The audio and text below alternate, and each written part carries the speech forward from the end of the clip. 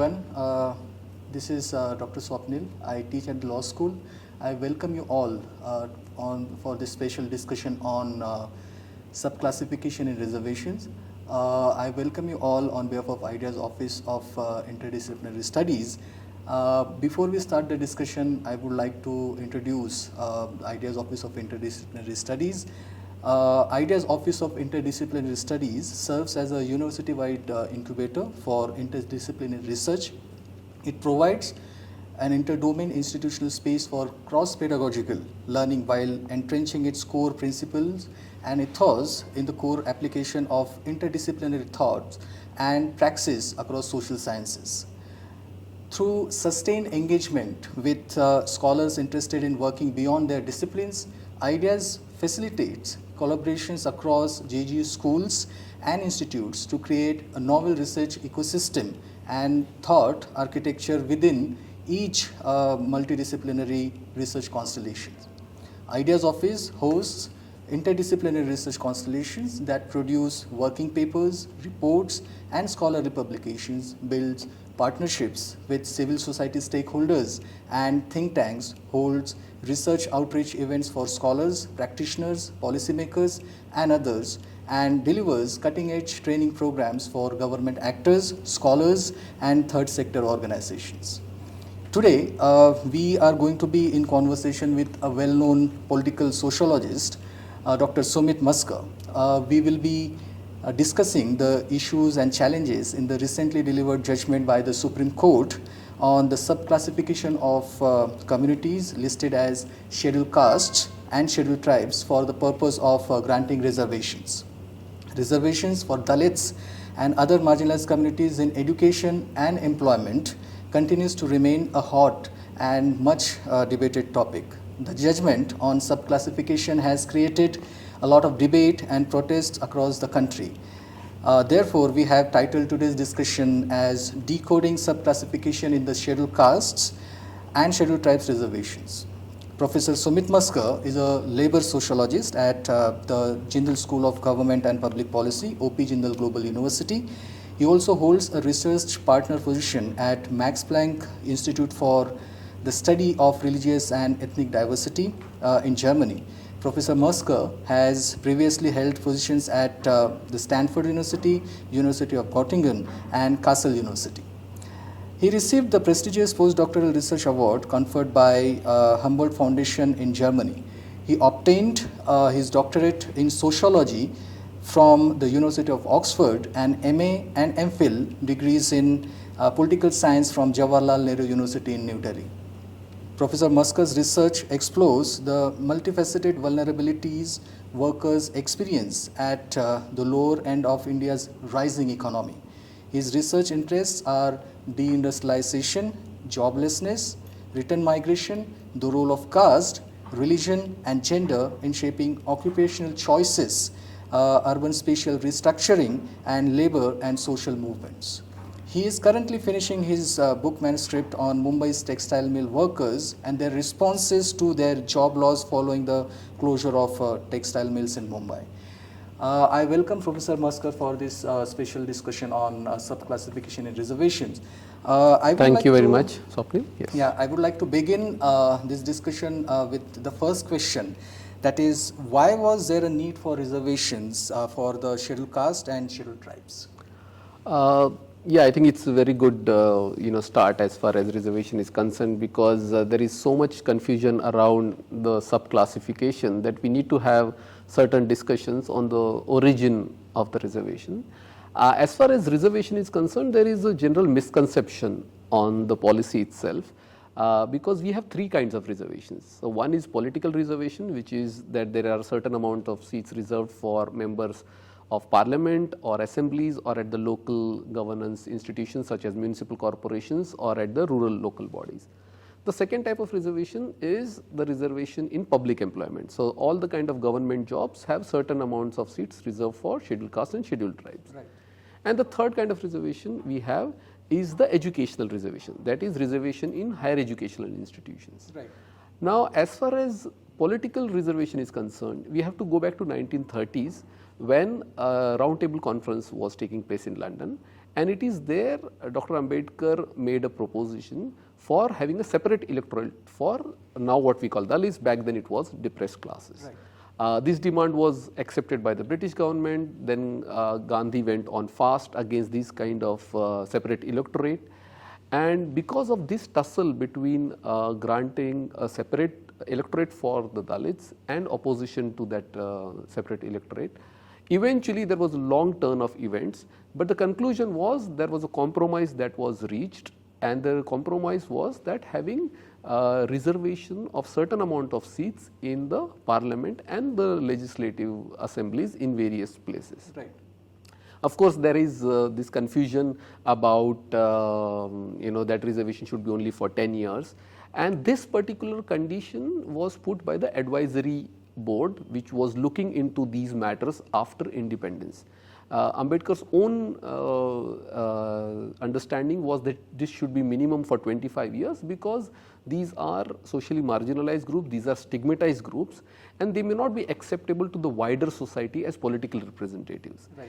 And therefore, then the arrangement was that this reservation, which is political reservation, right, would be extended every 10 years by evaluating the situation of whether this is required or not.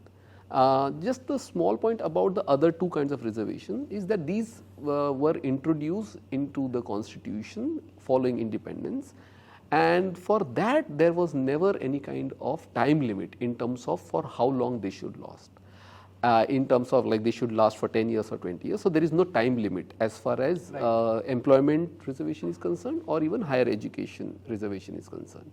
So, this is the origin of in terms of reservation as far as we go back to this provisions in terms of constitution is concerned.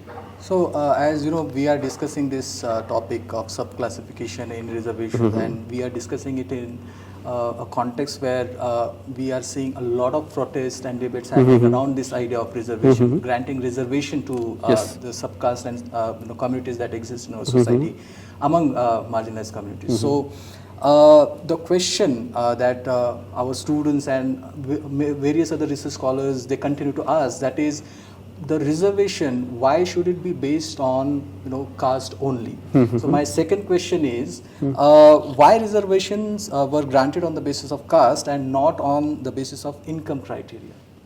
Yeah, I think this is a common confusion that is there across the world. In fact, I would say that reservation in India, affirmative action in United States, or what they call quota policy in Germany.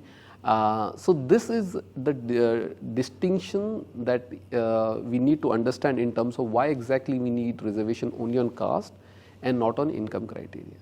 One of the best ways I have understood this particular phenomena is also using Amartya Sen's kind of distinction in his note on social exclusion, very longish note he writes for the Asian Development Bank. And what we have to understand is there are two kinds of exclusions that persist in the society. One is individual exclusion, and second is group-based exclusion. Right. Now, as far as individual exclusion is concerned, anybody can experience that. So, irrespective of your caste, your religious background, your gender background, your race background, anybody can experience. So it is not limited to your caste and religious background? Nothing. Okay. So, let me give one example. For example, if you don't have money, you can't buy a flat in a particular area. Right. Okay, or if you don't have any money, you can't buy a flat anywhere. Okay, so then you are automatically excluded from the housing market. Okay, that's one example. If you go to an educational institution which requires you to pay fees, and if you don't have money, you are automatically excluded from that institution. Okay, Right. now here your social background is not important. Whether you have access to that resources is very important. And the last example is that of, let's say, when it comes to jobs, you require certain kind of qualifications. So, for example, there is a job for engineers, and if you have a medical degree, you can't apply for that job. So that's kind of, it's about skills. So, for example, there is a call center job, and if the English language is mandatory, you are automatically excluded if you don't have the skill of English language. Right. So that's part of individual exclusion. Okay? Okay. Yeah, but when it comes to group-based exclusion, you are excluded purely because you belong to that group. You belong to that particular caste. Yeah, particular caste group, yeah. And in this case, you have the marginal caste group. In terms of gender, it is women. In terms of caste, these are untouchables or Dalits or the lower caste, the OBCs. In terms of race, it is the blacks.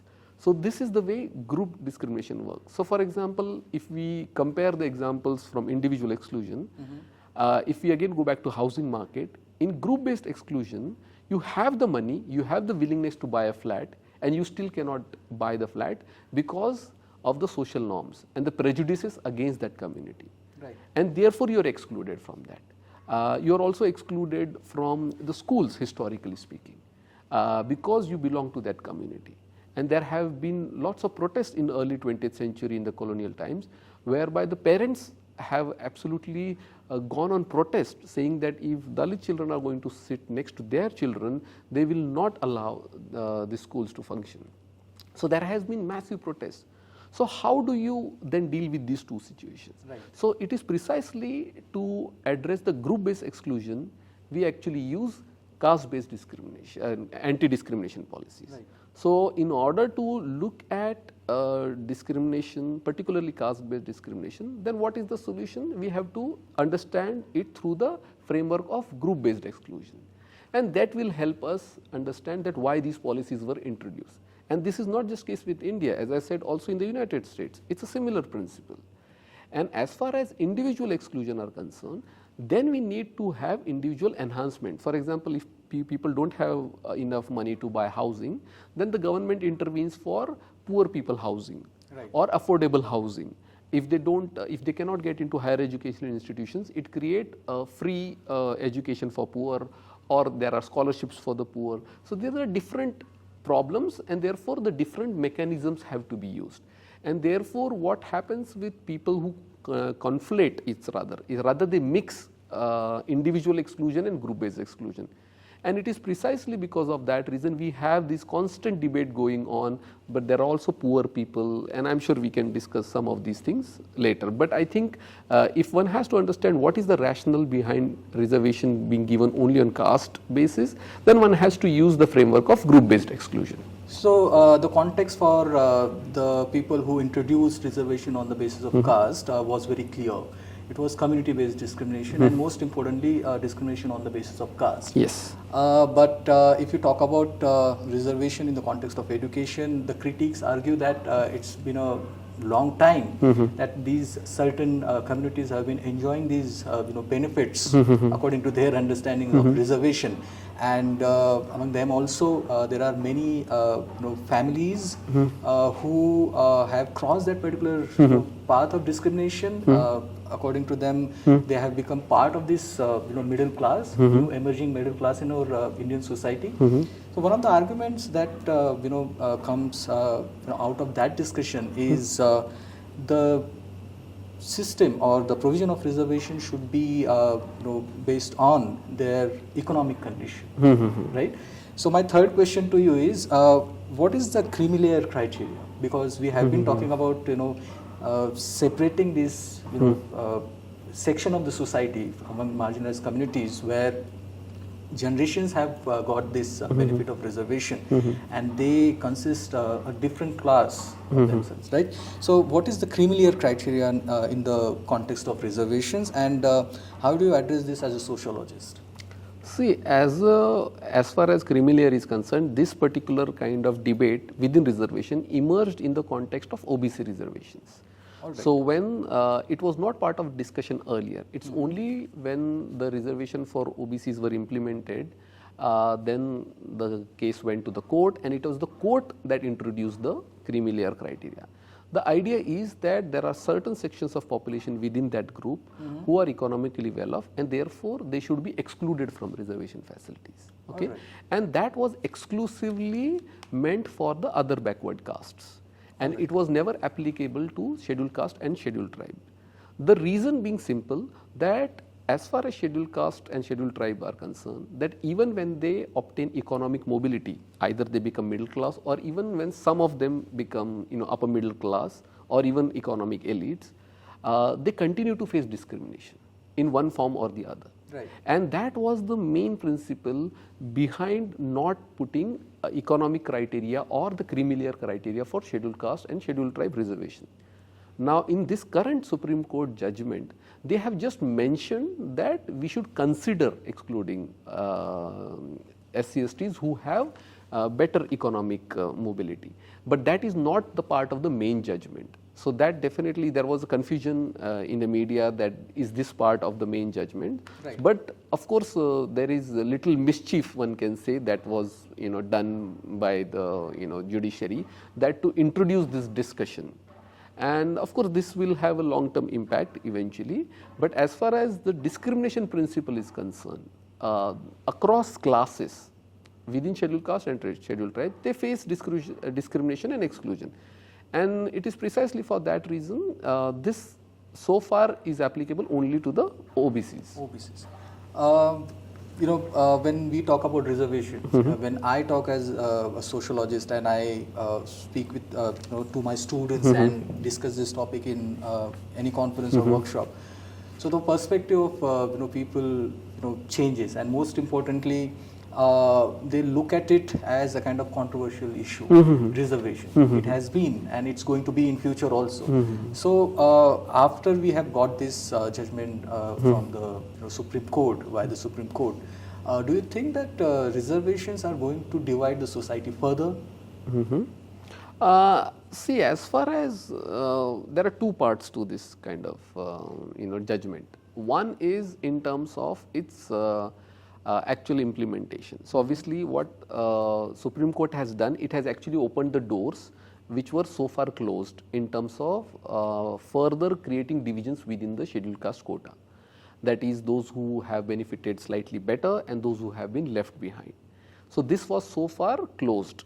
But now with this particular kind of judgment, now the state governments have gotten the permission to actually go ahead, conduct a large scale survey or use the existing census data which is available for scheduled caste and scheduled tribes and particular jatis within the scheduled caste and scheduled tribes.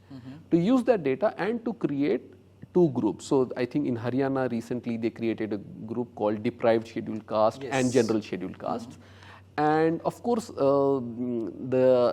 it is very important to understand that the groups who have been left behind or those who have benefited less, they think that this is the way out, that you need subclassification, and therefore it is necessary that these voices are also heard, because at the end of the day it is a matter of social justice and these voices cannot be overlooked. So in some way, Supreme Court, what it has done, it has actually given a particular kind of hearing to those kind of appeals that has been going on for several years in different parts of the country. Now, will it create another kind of division? To answer that question, we have to understand that scheduled caste is not one group. This is an amalgamation of various scheduled castes in a kind of administrative category. So these groups are already within code divided. They have their own kind of in terms of marriages or other kind of alliances, they are very much part of their own castes, and therefore this is not a scheduled caste, is not a homogeneous category. And I personally don't think that this is going to divide further. Of course, this is now as far as politics is concerned, how they take it further, that is absolutely important.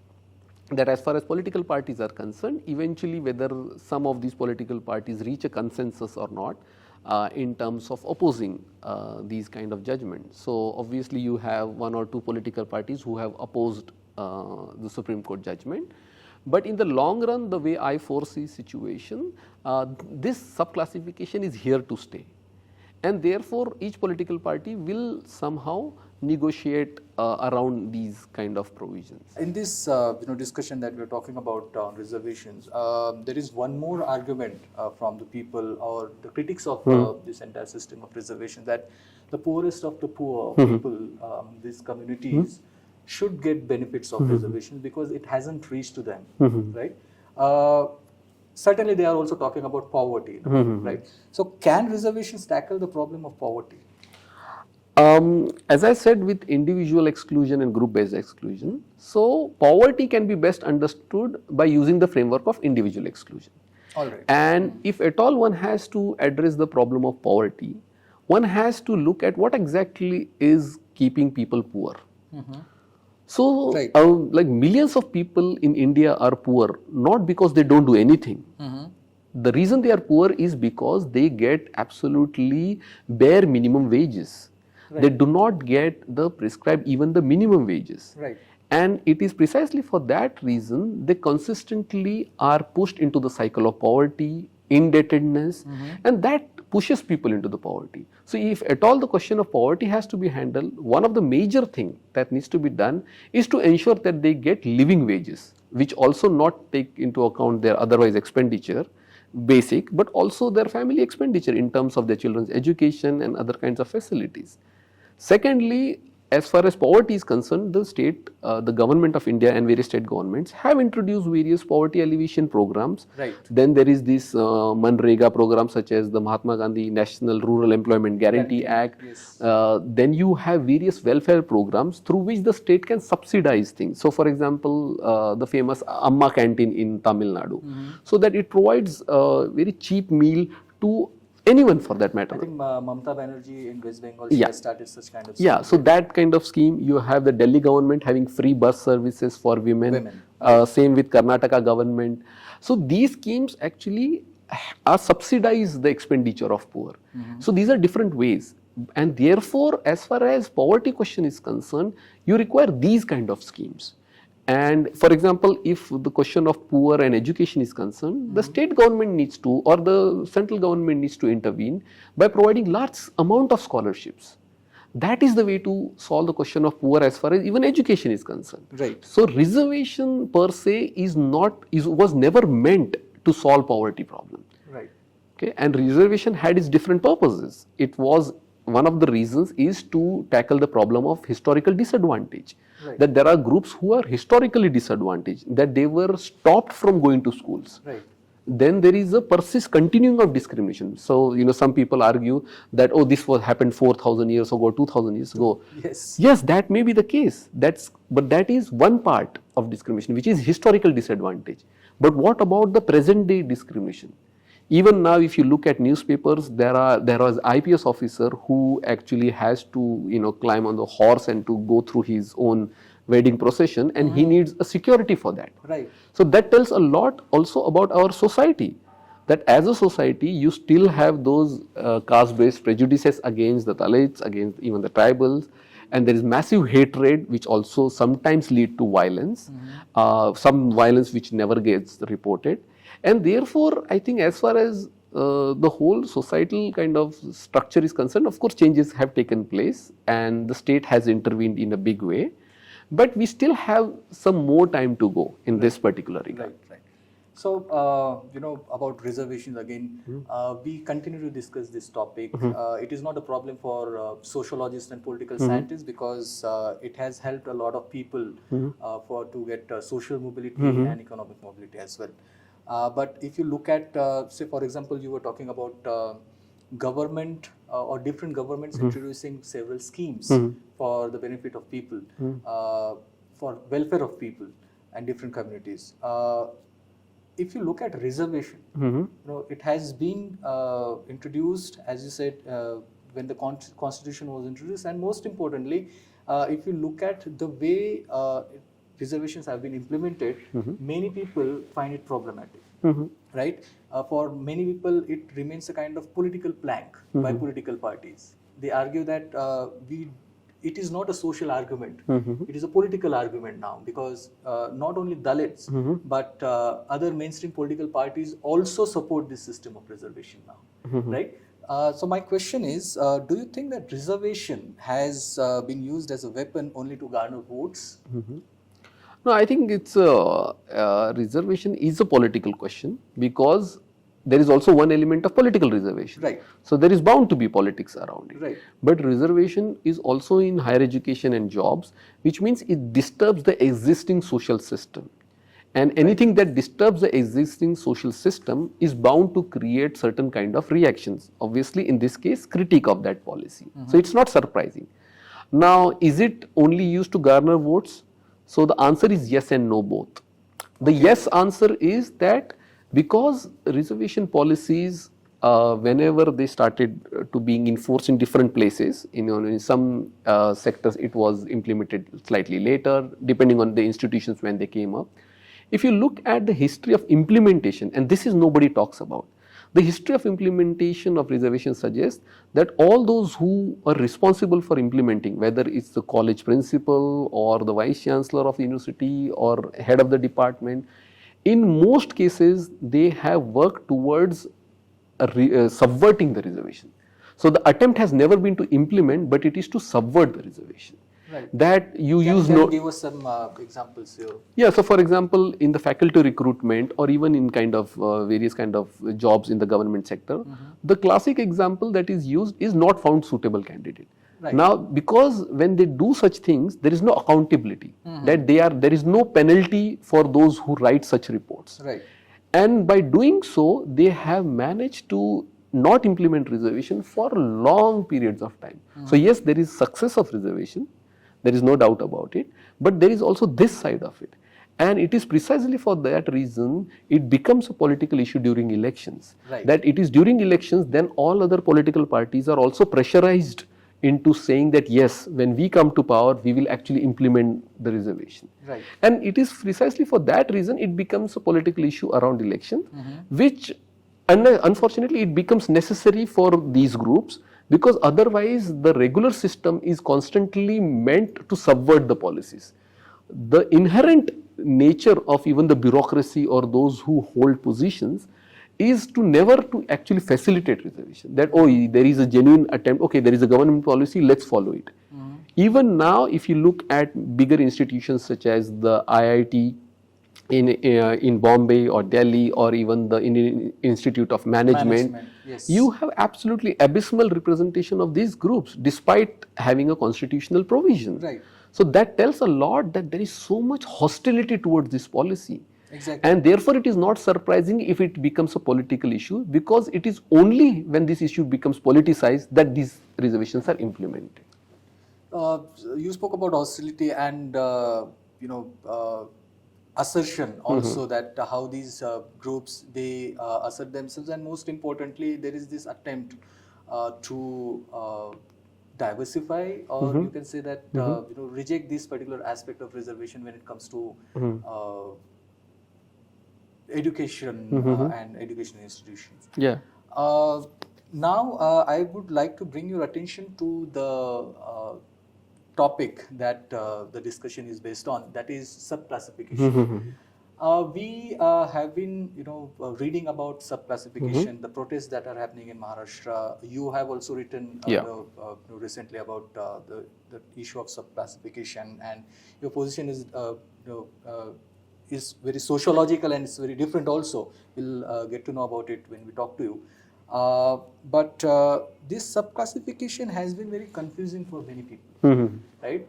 They haven't yet understood what the Supreme Court was intending to say, talk about when they introduced this category of subclassification, and a lot of political parties, individuals and groups, they are protesting against this idea of subclassification, but at the same time there are many groups who are supporting this idea of subclassification. So what is this debate on subclassification?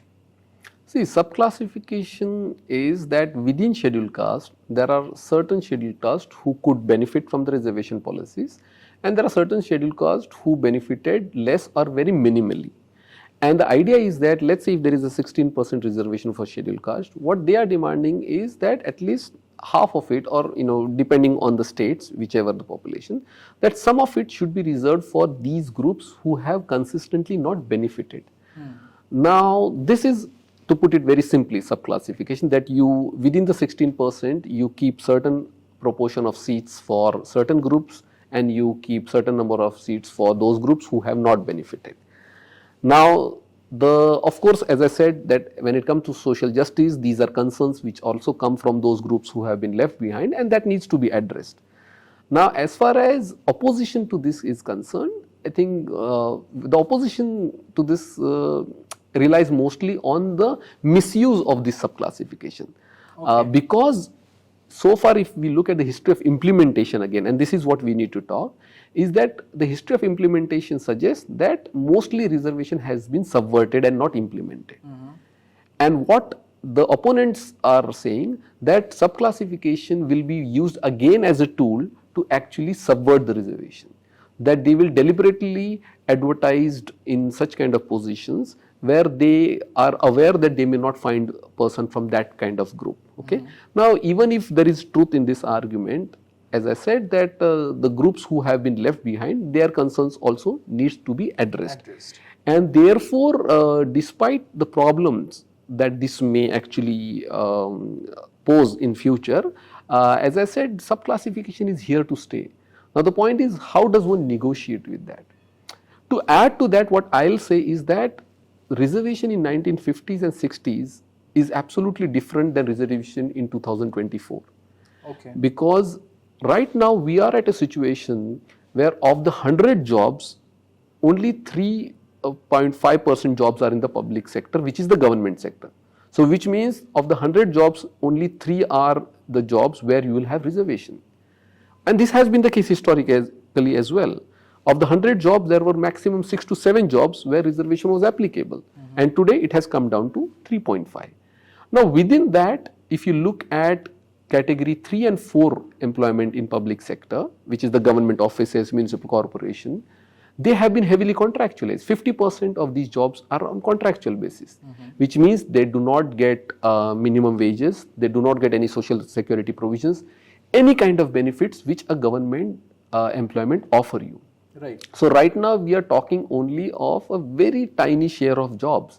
So, the government itself has reduced all the kind of better paid job opportunities for people at the class 3 and 4th level. And this is a major problem. Secondly, now there is an expansion of private sector in higher education in the last 10 to 15 years. And therefore, the share of government educational institutions has also reduced further. So, the government should have expanded with the expansion of population, but that has not expanded. So, therefore, what has happened now is that even for the tiniest share now, of course, there will be fierce competition, that is not a problem. But instead of actually expanding public sector in terms of jobs or actually having no contractual jobs or even expanding higher educational institutions, now the government is diverting people's attention by doing this splitting of reservation into subclassification, which, as I said, of course it comes from a very genuine concern. But the only concern I would like to flag here is that, of course, the government also needs to expand its own opportunities. Unless that is happening, even with subclassification, the beneficiaries or the share of beneficiary will not increase. We need to have that, and that needs to be the focus of discussion, that how should the government actually expand the government owned educational institutions, how should the government expand the scope of better paid opportunities, and that needs to be the focus. Unless we bring in that into account, reservation might eventually remain just a policy on paper, and that is something that is a cause of important. We have been reading a lot on reservation and now subclassification, but what is the need for subclassification? Do we really need a subclassification in reservation, or how are you going to deal with this problem of representation? Because for many people who belong to marginalized communities and disadvantaged sections of the society, reservation is a kind of opportunity for them to be visible in the institutions where their ancestors have been absent, and for many people it also remains a kind of issue of representation. So how are we going to deal with this issue of subclassification now? So my question is, what is the need for subclassification? I think as far as political reservation is concerned, subclassification is not interfering with that. Okay. It is only interfering with higher educational opportunities and public sector jobs. It's not about politics right now. It's not about going to parliament or assemblies. That they are not disturbing. So is it about education and That's it. employment only? Yeah, it's only about education and employment. Yeah. In fact, if you look at political reservation in terms of scheduled caste or even scheduled tribes, all mainstream political parties have actually used the self-classification division to actually give less space to the beneficiary groups. Even the most vocal communities within scheduled caste have been actually kept slightly behind when it comes to giving the tickets on that particular constituency. So therefore, mainstream political parties are actually not going to support, in a way, a subclassification as far as political representation is concerned. They will happily support education and job reservation. And now whether we have need, as I said earlier, the point is that a particular group, when it makes a demand, the state, modern liberal democracies have to address any kind of demand. That's why economically weaker section reservation came into place. Right. Now one can debate whether it's actually, whether this policy is needed or not, but this was a demand that came from the people and the state responded. The state does not always positively respond. That is also one we will have to keep in mind. Yes. But the state has to respond to all kinds of demands. And that is the reason the demand for the Jat reservation in Haryana, Maratha reservation in Maharashtra, yes. or the Patidar reservation in Gujarat, or even the reservation for Kapus in Andhra Pradesh. So there are different groups who are demanding reservation. So state has to address it. Now whether the state grants them reservation or not is a different story. But the state cannot just overlook. So modern liberal democracies offer that space for people to lay their demands to the state, and the state has to whether consider. And in that regard, subclassification demand came out of people's kind of movements, and of course there has been disagreement, there has been tension, but in some parts it is also a kind of settled debate. So what I foresee is that eventually this will become a settled kind of debate in terms of whether there should be subclassification or not. I think after Supreme Court ruling and mainstream political parties actually in favor of it, I don't see we are going back to the pre-subclassification days. One of the objectives of the Supreme Court, this judgment was also to identify the beneficiaries of this system of reservation.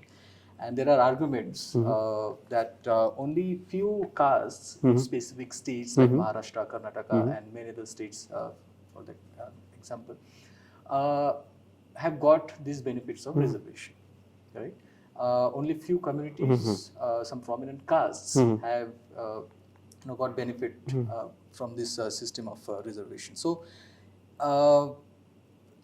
is subclassification, this entire idea of subclassification introduced by the Supreme Court, is it going to be the answer for the problems of scheduled castes and scheduled tribes who could not benefit from the reservation policies?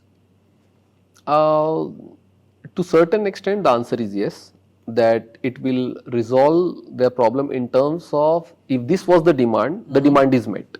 Okay. And therefore, there is nothing beyond that is required right now. Now, the second part is where the real deal comes, which is the implementation. That whenever the positions are advertised, are they going to be fulfilled or not? Or are they going to also experience not found suitable kind of situations? And if that remains the case, that is something cause of major concern. But even bigger concern, which I just highlighted earlier, is that the government needs to expand its scope, that the government needs to have more educational institutions if at all reservation has to be implemented. Because if you have less seats, there will be only less reservation available. So you need to have more educational institutions.